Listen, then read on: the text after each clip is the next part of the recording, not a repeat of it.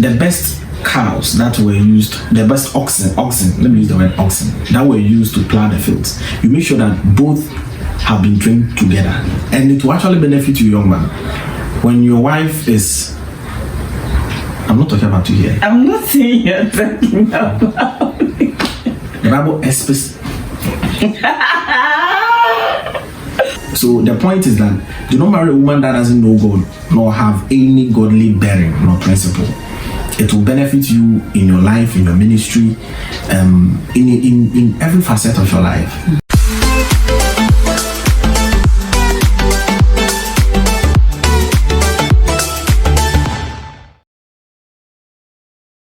Okay, so let me quickly move to my second point. Point number 2. Now, let me say this. You know, watching a lot of videos on relationships, you see people talking about women and say, oh, don't marry a materialistic woman. A materialistic woman. Women like money. Women like money. Women like comfort. So don't marry them. Actually, such a point is for me, you know me, is half baked. I know you. You know, people don't think too deeply. They just regurgitate what is popular. They just chew and pour. They don't really do deep thinking. And that is why it takes a lot to do a channel like that. And I want to say you are doing well.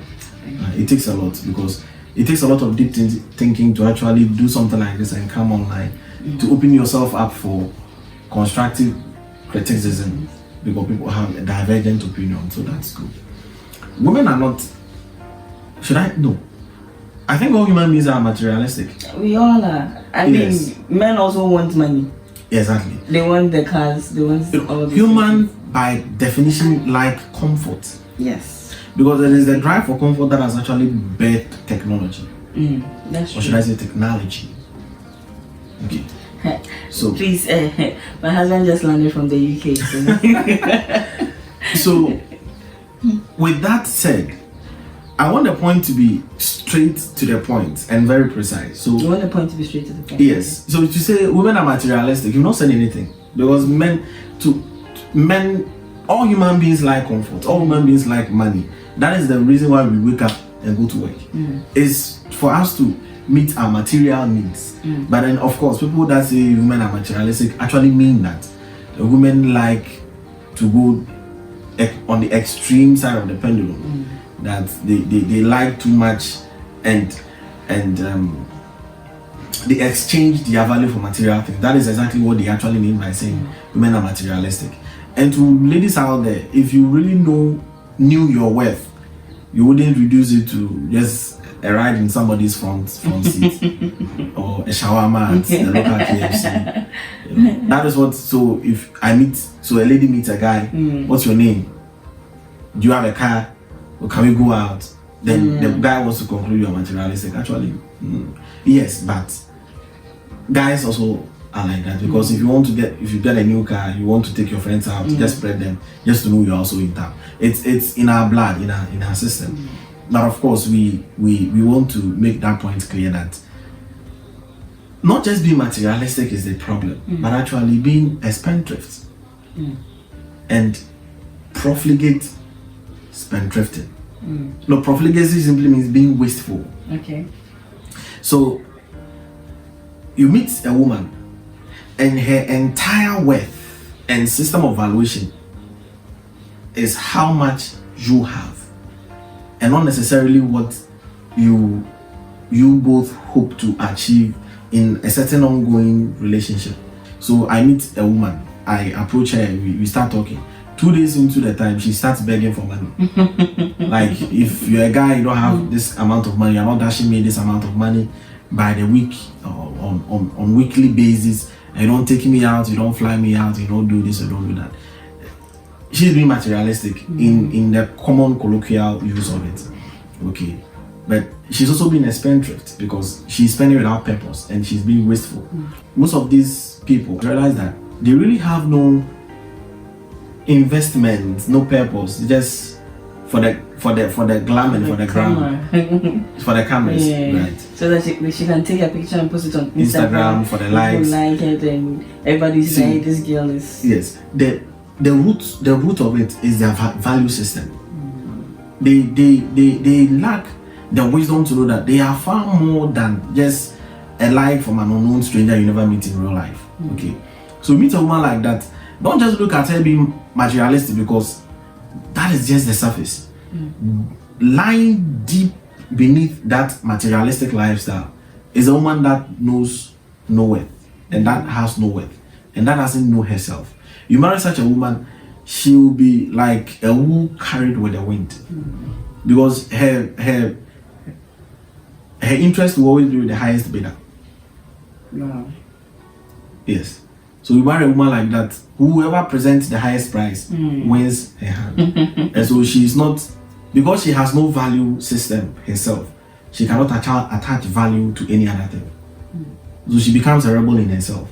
So young men, I would share this with you, and I think that a woman that is a spendthrift, materialistic in the modern use of it, is like flashing your money down the drain.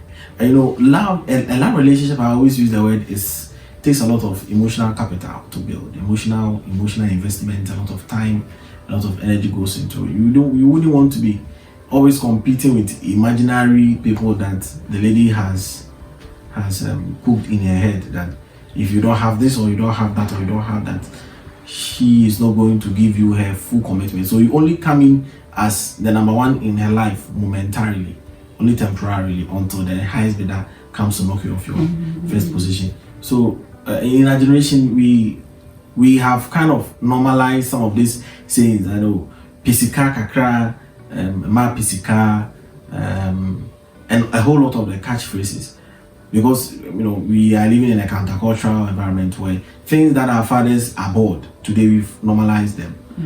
But you need, as a Christian, I'm talking to Christians, I mean basically my focus, you wouldn't want to spend your life such a person. You need to exercise godly discretion, right? And you also pray so that you don't make a mistake like that. I sincerely believe that as a woman, you don't need to look at a man's current state to, like, I don't know, make that decision of whether or not to go that long haul with him, that long haul of marriage with him.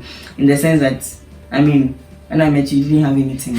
But I have a lot of things. Like that. My hands, my head, my shoulders, my knees. You need to look beyond. I think God has given us that gift as women to be able to, like, see, to be futuristic, to see into the future. When you see someone that has a bright future, you can easily tell looking at their mindsets. And I sincerely believe that as a woman, the fact that you are present in a man's life can even make room for wealth for him. Exactly. You become the favor factor in his life. Some preachers even preach that your wife is your wealth, in the sense that when you do her good, more good will come to you. Sure. You are the favor ticket to his wealth. So no matter whatever stage that the man is in, if you are willing to be that woman that will stand by him, I mean, if he's a correct guy, you're not just any guy that has no vision or purpose and is just working on it. If he's a purpose-driven guy, you can be that favor ticket to push him to that elevated level, that, or wherever you want him to be in the future, or however rich you want him to be. To quickly add to what you just said, you realize that most of such women we are talking about, more often than not, are not also given to any enterprising work. Like I said, I don't want to use the word lazy, but I'm only saying that because being lazy, they get up and bath, they take time to do their makeup and all the elaborate things they put on to be attractive. So that's not exactly being lazy, but enterprising work, something that goes and comes, generates some income, yes, for their economic benefits. They don't do anything like that. And that is also based on their value system. If you fix a lady's value system, they begin to even see the strength that God has put in them, not to depend on anything, not to compare themselves with themselves and bring unnecessary pressure on themselves. As a guy, you can avoid a lot of hard times, because if you go in for a woman that is spendthrift, is profligate, and doesn't do any enterprising work, You will find out why the Bible says that because of a woman, a guy will eat half a loaf of bread. You don't want to put yourself through that stress. So it is important that you take this note. My next point is that you should not, I'm not saying you must not, because I'm only trying to share with you an information. These are not instructive, but I'm saying that you should not date or go to that far point of marrying a lady that is a flirting addict.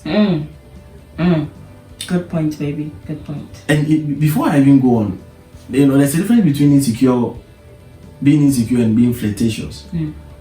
I always say that I will lay the blame of having many girls who are insecure at the feet of unwise men, because usually unwise men create insecure females. You cheat on a woman in a next relationship, she becomes insecure because when the signs start showing that reflect or that rhyme with the previous relationship, the progression of events that led to the guy cheating.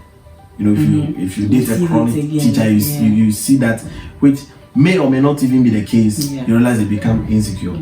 Because I think women, from what I have learned, my experience, it's easier for a guy to be insecure than a lady, because men are by nature jealous. They want to protect their pride. They want to be the only figure in your life. They want to be worshipped in a way. Okay, worshipped in a way.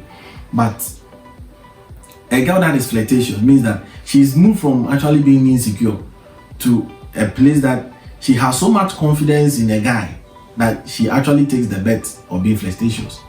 I don't know whether the point is clearly made. You see, when you want to be flirtatious, you know that, as for Kwesi there, or whatever. So you even believe so much that you even take the risk of being flirtatious. And it is not a good thing. Because like I said, men want to be, by nature, men want to be protective of their properties. So if you are dating a woman that, I went out with Kwesi, he's just a friend, bestie, it's my bestie. Tomorrow, you're sitting on the beach with bestie. Kwame and Cancer, bestie. Same, bestie. So you go around with all sorts of people and you leave the partner that you are with behind. Realize that you'll not be creating problems for yourself, because for the more you go out there, the more you are tempted to cheat on your partner. But also you also create insecurity problems for your man. And as a lady, you shouldn't be subjecting yourself to that treatment, because it cheapens you before the people that you do that with. It also cheapens you before the man. So if you're a guy and your lady is flirtatious, it means that she has not come to the full understanding of what being committed in a loving relationship is.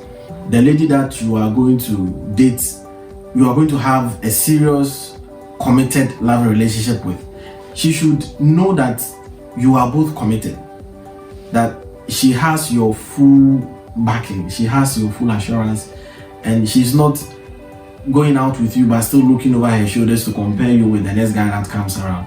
Then that will be like going back to the second point that we made, that being flirtatious also has to do with somebody that has materialistic tendencies, right? It moves hand in hand. So I think it is a good thing to look out for some of these signs. If you see those signs, exercise discretion. We will not tell you to leave them, but you have to exercise discretion. We are telling you to leave them, actually not saying leave them anyway. So you have to exercise discretion, prayerfully consider your options, weigh them, and then cut the ties. It may be painful at that moment, but I tell you, time is no respecter of pain. So the more you go for, you realize that you have done yourself a good deed and a good service. I always say that in choosing a partner, you're not only choosing a wife for yourself, but also choosing a mother for your children, a grandmother for your grandchildren. Imagine grandma but no behavior, because the grandma spews nonsense. I mean, age, especially grandmothers, are epitome of wisdom and courage, and how they've lived their lives throughout the years. But when the opposite is the reality, you realize that you die a very lonely death. So it cuts across a lot of facets. So guys out there, please look out for some of these signs. It will help you. To my next point, avoid woke postmodernist ideals. Marriages are tough, marriages are difficult, so in order to cover one evil, they create a worse evil to cover that. You are a guy that supports women, then that makes you a feminist. Feminism is not bad in itself. Intelligence is important, but getting a wise woman is of utmost importance. Okay. Hello guys, welcome back to my channel. My name is Ikuagagai and you're on Time with Joy. If you are a new subscriber, kindly